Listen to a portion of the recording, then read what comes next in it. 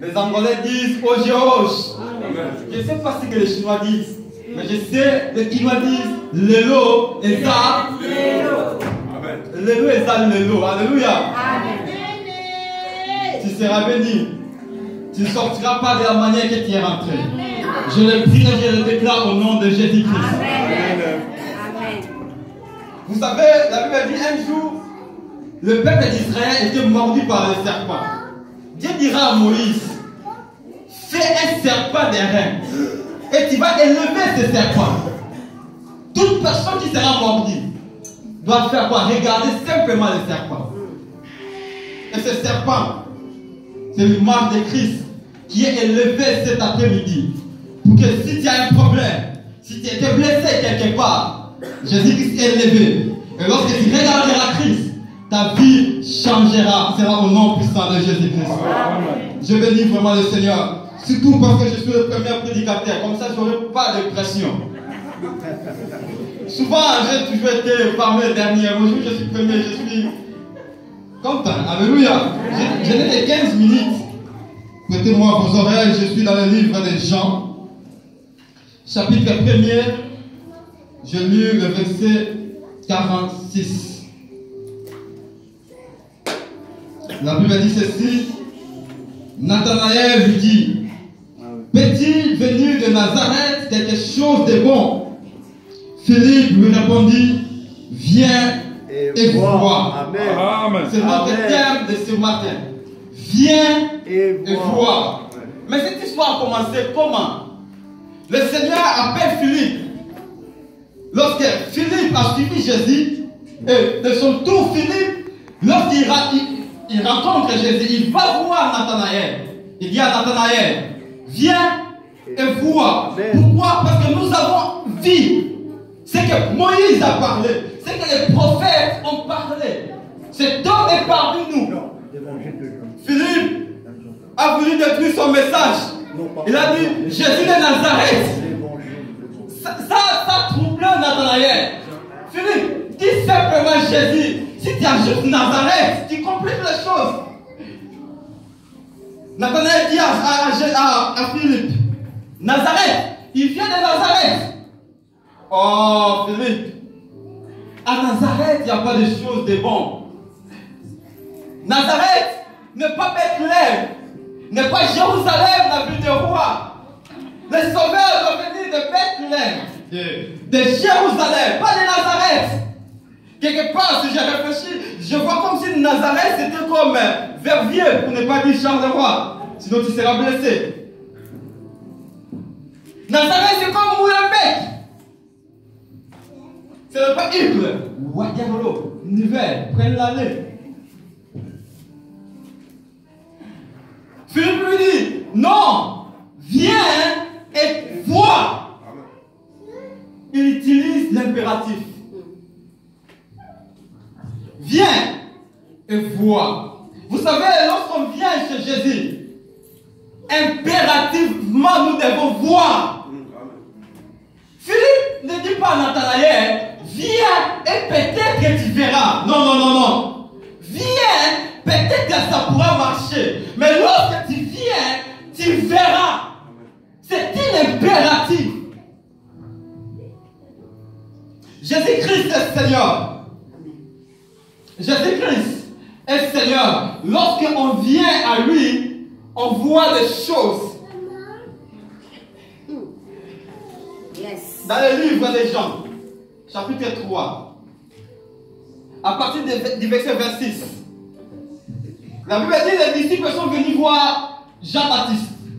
Ils ont dit à Jean-Baptiste, Jean-Baptiste, tu sais pourquoi l'église est vide maintenant? Parce que c'est lui qui a rendu témoignage. Il baptise aussi. Et tout le monde va vers lui. J'ai dit, un homme ne peut recevoir que celui qui a reçu du ciel. Donc si l'église est vide, parce que les disciples des gens ont remarqué leur église était vide, tout le monde partait vers Jésus. J'ai dit, là un homme ne peut recevoir que ce qu'il a reçu du ciel. Il ne finit pas là. Il ajoute, il dit, il faut qu'il croisse. Et moi, je diminue. Amen. Il ajoute encore, celui qui vient d'en haut est plus grand, plus puissant que ceux qui sont de la terre. Nous sommes de la terre. Je vois un disciple de Jean-Baptiste, il dit à Jean-Baptiste, Jean-Baptiste, ton problème c'est la communication. Et nous avons au moins de communication, Jean. Tu as un problème de communication. Tu détruis l'église. Non, j'ai compris, ce n'est pas le problème de la communication. Mais il faut que Jésus soit élevé. Parce que cet homme est plus grand que moi, Jean-Baptiste. Je n'ai pas peur que mon église ferme. Je n'ai pas peur que tout le monde puisse aller vers lui. Parce que lui est le Seigneur des Seigneurs. Il faut qu'il croisse et que je diminue. J'ai compris qu'on ne peut pas faire la guerre avec Jésus. On ne peut pas se comparer avec Jésus. Lui, il est plus grand. Il est plus grand. Lorsqu'on vient à lui, on ne reste plus la même personne. Lorsqu'on vient vers Jésus, tout change. Lorsqu'on vient vers Jésus, tout change. Il faut que je diminue. Amen. Et qu'il croisse. Parce que c'est lui qui est le Seigneur. Dans Marc 4, à partir du verset 35, il avait dit, pendant que les disciples cherchaient tous les moyens pour que la barque se calme, le vent soufflait tellement fort. Lorsque ce maître s'est réveillé, il dit à la mer, silence, tais-toi. Et les disciples se sont regardés entre eux. Lorsque la mer s'est calmée, ils ont dit, mais qui est donc cet homme? À tel point même le vent et la mer lui obéissent. La mer obéit au Seigneur Jésus-Christ. Les tempêtes obéissent au Seigneur Jésus-Christ. Voilà pourquoi dans 1 Corinthiens 2, verset 9, la Bible dit, mais comme il est écrit, ce sont des choses que l'œil n'a pas encore vues, des choses que l'oreille n'a pas encore entendues, des choses qui ne sont pas encore montées dans les cœurs de l'homme. Ce sont des choses que l'Éternel a préparées pour ceux qui l'aiment. Si tu viens à Jésus, tu ne verras pas des choses que tu as l'habitude de voir. Tu verras des choses que tes yeux n'ont pas encore vues. J'aimerais dire à quelqu'un, si tu viens à Jésus, tu verras des choses, tu attendras des choses que tes oreilles n'ont pas entendues. Même des choses qui ne sont pas remontées dans ton cœur. Vous savez, dans nos cœurs, nous avons des projets. Mais même des choses qui ne sont jamais montées dans ton cœur, lorsque tu viens vers Jésus, cela s'accomplira, tu le verras. Et ce matin, Jésus est élevé. Jésus est élevé pour que ta vie change. C'est pour ça qu'il t'appelle. Si j'étais un bon chanteur, j'allais chanter. C'est aujourd'hui que le Seigneur t'appelle. Ça fait si longtemps qu'il veut te changer. Mais comme je ne suis pas un bon chanteur, je le dis en parole. Aujourd'hui, le Seigneur t'appelle. Il te dit, viens, viens mon fils, viens, viens. Viens, présent, pas demain, aujourd'hui. Si tu viens aujourd'hui, tu verras que l'Éternel bénisse sa parole. Acclamons le Seigneur. Est-ce que ça tout le monde va croire? Est-ce qu'il y a quelqu'un qui croit? Est-ce que ça tout le monde va croire la parole ensemble? Est-ce qu'il y a quelqu'un qui croit à la parole de Dieu? Est-ce que ça tout le monde va croire, bien aimé? Est-ce qu'il y a quelqu'un qui croit? Je vous. Bien aimé, Jésus-Christ est Seigneur. Ah oui, ça là qui est solo, il y a Philippe et Nathanaël. Ici, c'était l'histoire de Philippe et Nathanaël. Nathanaël a croire. Nathanaël ne croyait pas Que dans Nazareth, il y avait quelque chose de bien qui pouvait. Il ne savait pas. Alors il y avait quelqu'un qui pouvait donner la vie. Cette personne existe. Toi qui ne croyais pas, il y a quelqu'un qui peut donner la vie. Il y a quelqu'un qui peut te guérir ce matin. Je veux que tu crois ce matin. Que tu reçois la vie. Que tu reçois la guérison à ton tour. Je vais d'abord relire la parole. Toujours dans le même texte qu'on vient de lire dans le livre des Jean. 47 à 48. On va lire Jean chapitre 1, 47. verset 47 à 48. Il est même attendre une chose rapide. Un bien-aimé va nous former. Tout le monde a yébié. Nathanaël ne savait pas qu'il y avait quelqu'un qui lui. Il ne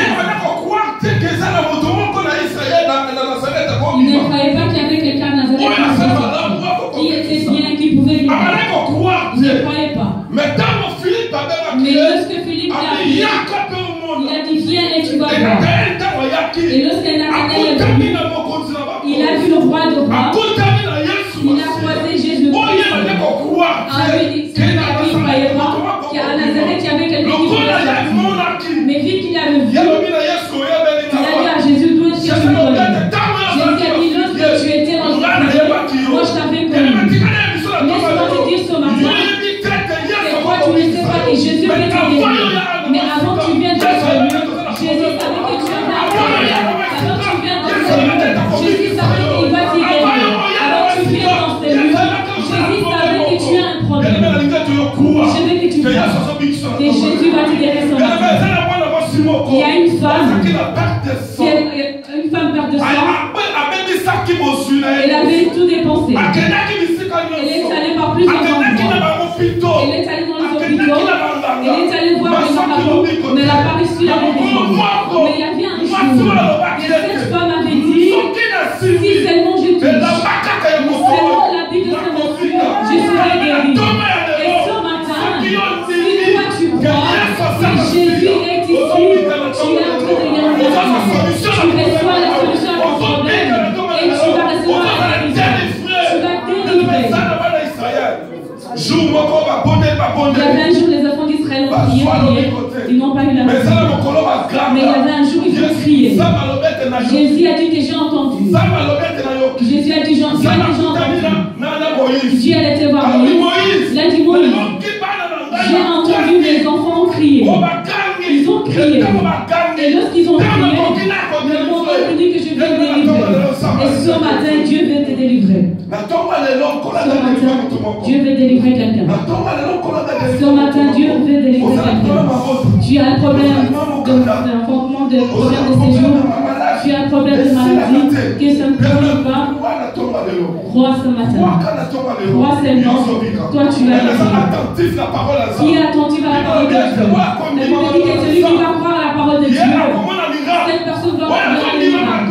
Celui qui croit à la parole de Dieu ce matin, il recevra le miracle. Il recevra le miracle au nom de Jésus.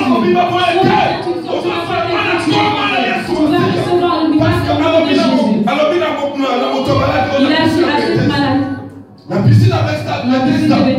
Jésus a croisé cet homme malade.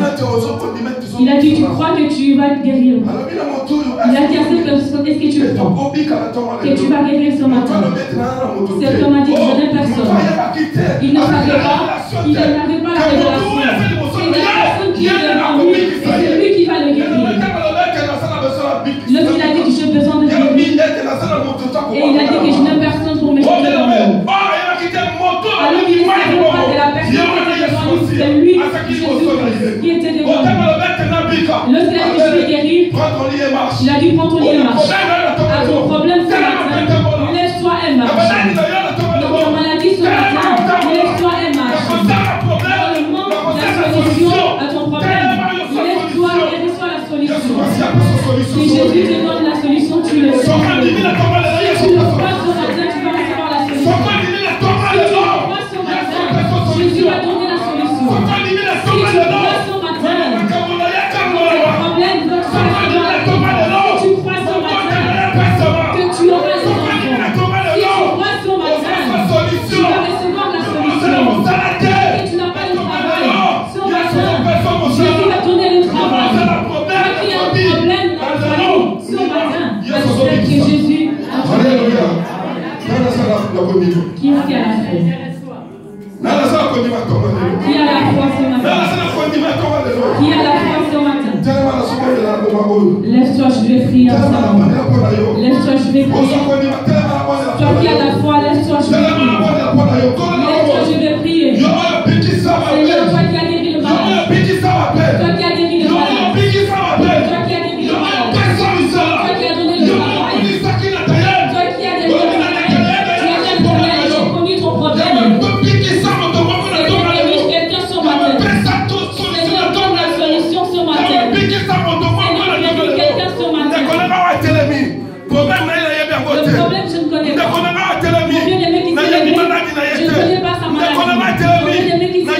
pas qu'est-ce qui le dérange. On est nommé qui s'est révélé. Toi, tu l'as vu depuis la vérité. Tu as dit à Jérémie, avant que tu sois né, moi je t'ai connu. Avant que tu dises quelque chose, moi j'avais su ce qui était en toi. C'est-à-dire que toute personne s'est levée. Avant qu'il s'élève, toi tu avais su le connaître. Cette personne qui s'est levée, avant qu'il s'élève, toi tu avais su ce qui était ce matin. Je parle au nom de Jésus. Tu reçois la solution au nom de Jésus. Acclame pour Jésus. Acclame pour Jésus.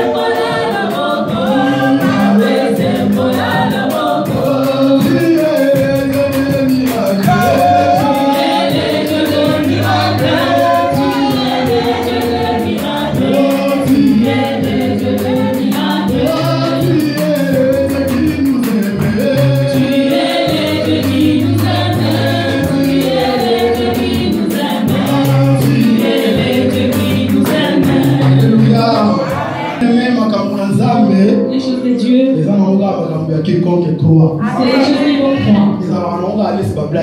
C'est comme de blagues.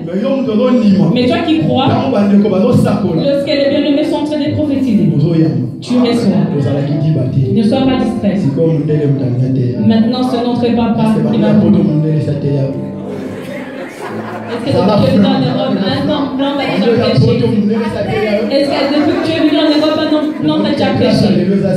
Aujourd'hui, c'est spécial. C'est un homme blanc qui va nous prêcher. Prends pitié de l'homme.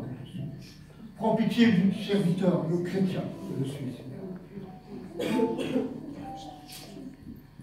La pierre est roulée. Jésus ne va pas s'avancer devant le tombeau, mais va crier Lazare. D'une voix forte, de la voix puissante de l'Esprit, de la voix puissante de Dieu. Sort. Et il va sortir. Combien de chrétiens sortent quand ils viennent à l'église? Et qu'est-ce que tu as? Je ne sais pas. Ah, mais c'est encore lié. Il faut le délier. Il ne faut pas attendre. Si tu attends de le délier, plus ça va traîner. Plus vous allez vous reporter, plus il va être lié. Oui ou non? Alors n'attendez plus. N'attendez plus. Soyez sensibles à l'appel du Saint-Esprit.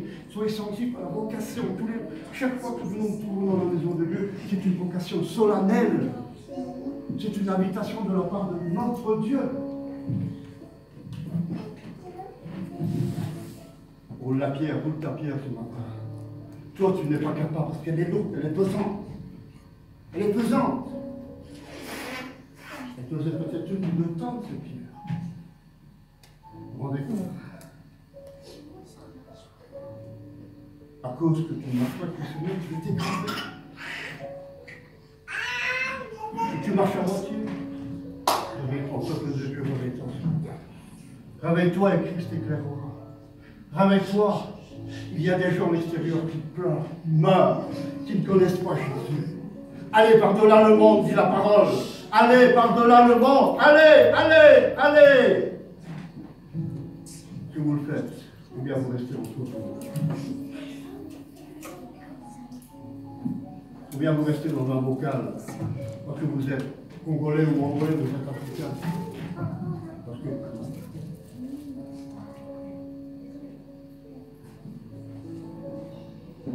viens et vois. Imaginez-vous que Philippe n'aurait pas dit ça maintenant même. C'est l'Esprit de Dieu qui lui a donné ces paroles. Ce n'est pas la chair et le sang. C'est pas la chair et le sang. C'est l'Esprit de Dieu. C'est la puissance du Saint-Esprit. Nathanaël attendait, assis sur un pilier. Il dit, mais quand le Messie va venir? Et quand toi, tu vas payer le prix. Quand toi, tu vas tout donner à Jésus. Quand toi, tu vas donner tout à Jésus. Il t'a tout donné. Tu lui appartiens. Tu lui appartiens. Ton corps est le temple du Saint-Esprit. Notre corps est le temple du Saint-Esprit. Tu lui appartiens, ce sauveur qui t'a tout donné. Si un jour on avait le temps, je pourrais peut-être raconter en hébreu. C'est quoi la croix? La lettre 20. C'est quoi la croix? C'est pas un symbole. C'est pas qu'un morceau de bois. C'est là où le Créateur a porté nos péchés. C'est là où le roi des rois, le Seigneur des seigneurs, le Dieu tout-puissant a porté nos péchés, nos maladies, nos détresses, nos angoisses, nos misères, nos problèmes. Il nous a libérés. Vous savez, pendant tout un temps, je sais quel temps passé, et j'ai été partout, un peu partout, en Europe, c'est sûr, en Belgique, pour faire la parole de Dieu. Et je me disais, Seigneur, l'apôtre Paul dit, Christ m'a mis de la mort, mais un gain. Je pleure les jours matin, les jours au soir. Où sont les ouvriers? Où sont les ouvriers? Ici, dans la maison de Dieu, gloire à Dieu, merci Seigneur. Où sont les ouvriers qui vont apporter la bonne parole, proclamer le nom de Jésus à l'extérieur? Où sont ces ouvriers? Où sont ces ouvriers? Où sont ces témoins? Où sont ces disciples? Où sont-ils? Je n'en vois plus. Je n'en vois plus. Avons-nous peur de proclamer le nom de Jésus? Est-ce que nous sommes honteux du bon nom que nous portons? Non. Alors je vous laisse avec cette parole. En sachant que vous êtes bénis, en sachant que vous êtes le peuple de Dieu, en sachant que le travail n'est pas terminé, mais que le Saint-Esprit continue ce travail en chacun de nous. Le travail chez moi n'est pas encore terminé. Je finis par un témoignage. À 10 ans,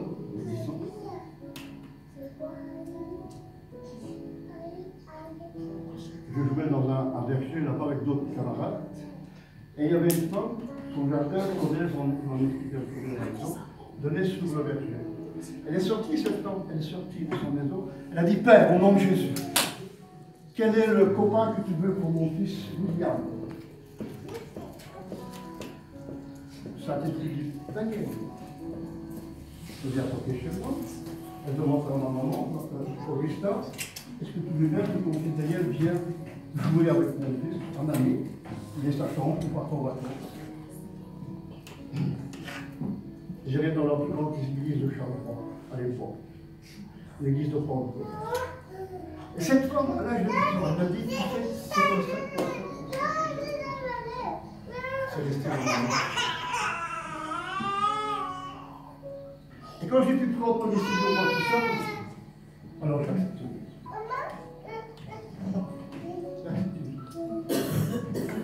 Plusieurs fois, le Saint-Esprit me dit, va voir Simon. Pourtant, son fils est pasteur, tu le connais, Christian de Vos. Son fils est pasteur. Et dit Daniel, il n'avait pas mon numéro de téléphone. Et plusieurs fois, je dis, Seigneur, mon fils est voir Simon. Vous savez pas pourquoi? J'apprends que son mari est tombé, il a la colonne cassée. Cette femme a demandé. Écoutez, elle a vu des miracles. Elle a vu des délivrances. Elle a vu des gens qui se sont repentis. Et pendant 75 ans, elle a eu une personne. Une personne. Son papa était... Comment on appelle, je ne sais pas, il était gazé au Christ. Et pendant toutes ces années, elle a eu des enfants. Elle n'a jamais parlé. Hier, avant que je la rencontre, elle me dit, je dois te parler. Elle dit, je sais, le Seigneur m'a dit. Vous vous rendez compte? Elle a vu les miracles. Elle a vu les délivrances. Elle a vu l'Église grandir. Elle a vu des gens qui sont prosternés, des gens qui ont accepté Jésus. Elle a vu des gens qui parlaient en langue, qui avaient les dons de l'esprit. Elle, pour toutes ces choses que nous ne pouvons pas vous pardonner, elle perdait son salut. Vous vous rendez compte? Nous serons hier, elle a dit Père, je te demande bénis le mon père qui me dit je suis belge, je n'ai pas ma langue dans ma bouche. Je suis belge, avec la paix du Seigneur soit avec vous. Mais je suis heureux d'être avec vous. Que la paix du Seigneur soit avec vous. Soyez bénis en Jésus. Soyez bénis parce qu'il a des promesses extraordinaires. Il a des promesses pour cette église extraordinaire. Vous n'êtes pas ici par hasard dans Charleroi. Vous n'êtes pas là par hasard. Vous n'êtes pas là par hasard. Et que dans ces services qu'on fait, alléluia, on ne passe pas la vie en brouillon. Alléluia. Amen. Que non, je vais d'abord faire ceci et puis je vais passer au propre. Non, la vie, on ne vit pas en brouillon. La vie en Jésus-Christ n'est pas une vie en brouillon. Que tu dois d'abord faire comme ça, après, non. Alléluia. Moi, je voulais commenter, ajouter encore quelque chose de la part du Seigneur ce matin. Vraiment, nous sommes appelés à éduquer d'abord ces peuples, nous qui sommes ici présents. Alléluia. Amen. Ce n'est pas notre travail. Moi, je dis toujours, ce n'est pas mon travail, c'est le travail de Dieu. Si Dieu, toi, tu ne fais pas, parce que lui-même, il dit, dans Jean 16, il dit, porte les fruits. Alléluia. Je suis le cep et vous êtes les serments. Alléluia. Attache-toi à moi. Alléluia. Amen. Ceux qui ne sont pas attachés, alléluia. Jésus dit, vous saurez bien faire sans moi. Sans moi, vous saurez rien faire. Alléluia. La parole de Dieu est claire. Sans moi, vous saurez rien faire. C'est pour ça que je mets toujours ce dire en défi. Alléluia. J'ai dit, bon, sans toi, on ne sait rien faire. Mais qu'est-ce que moi, en tant qu'homme, je peux faire? Si toi, tu ne fais pas, moi, je reste assis. Alléluia. Amen. Et alors, il y a une chanson qui dit, suivons les maîtres toujours pas à pas. Rien ne nous ennuie lorsque Jésus conduit. Quand Jésus conduit, tout est devenu facile. Alléluia. Aujourd'hui, le thème que je devais présenter, c'est la puissance du Saint-Esprit. Où est-ce que tu vas voir cette puissance? Alléluia. Yes. Où est-ce que tu vas voir cette puissance? Alléluia. Amen. Les choses de Dieu sont simples. Et des fois, nous allons chercher de gauche à droite. Non. Il y a des gens qui prennent la puissance comme de la magie. Alléluia. Il va chercher, je ne sais pas, des charlatans pour impressionner. Non. La puissance de Dieu est simple. Je vous dis, je veux vous délivrer un petit secret. La puissance de Dieu, je vous dis, elle est simple. Veux-tu que Jésus se manifeste en toi? Aujourd'hui, Dieu va se manifester en toi. Alléluia. C'est simple. Tu vois, la chose que toi tu caches là, hein, c'est que tu appelles, je ne sais pas, péché mignon. Alléluia. Aujourd'hui, si toi, tu arrives à les vaincre, c'est ça la puissance. C'est-à-dire, essayer de détacher quelque chose. Alléluia. Que toi, tu vois, non. Si je laisse ça, ma vie est foutue. Non. La vie est en Jésus-Christ. Il dit, dans Jean 15, il dit, je suis la vie, le chemin et la vérité. Alléluia. Parce que tu es en Jésus-Christ, hein, tu vas apporter cette vérité. Alléluia. Et tu vas voir que tout va aller. Tout simple. Ce qui te lie là, essaie de les détacher. Tu mets ça à côté, tu vas voir comment je suis. J'allais faire une petite démonstration, mais on n'a pas le temps. Alléluia. Peut-être que, pasteur, je peux avoir un verre d'eau. Un verre d'eau. Moi j'aime bien la parole de Dieu, elle est faite pour être démontrée. J'aime bien les démonstrations. Hein? Comment Jésus, Dieu, la puissance de Dieu peut se manifester en l'homme. Parce qu'il dit, notre corps n'est plus notre corps est devenu le temple du Saint-Esprit. Nous n'avons pas, on aura le temps de faire les séminaires, mais aujourd'hui, ce n'est que des interventions. Alléluia. Il nous dit quoi? Je me pose une question, un jour je me posais une question. Je dis, est-ce que, parce que la parole de Dieu dit, voici les signes qui accompagneront à ceux qui auront cru. Ils parleront en langue, ils chercheront le démon. Est-ce que cela veut dire que quand tu parles en langue, je vais un verre clair, je ne sais pas si... Ah, ça va.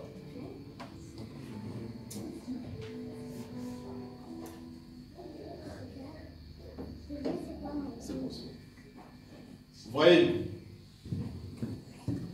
si c'était un verre clair, vous allez voir de l'eau éclair à l'intérieur. Ok? Je vais faire une petite démonstration pour vous montrer que la parole de Dieu est simple. J'ai apporté ce gobelet devant l'eau à l'intérieur. Elle est comment? Elle est propre. Bon, je peux appeler quelqu'un. On n'a pas le temps pour faire tout ça. Voilà.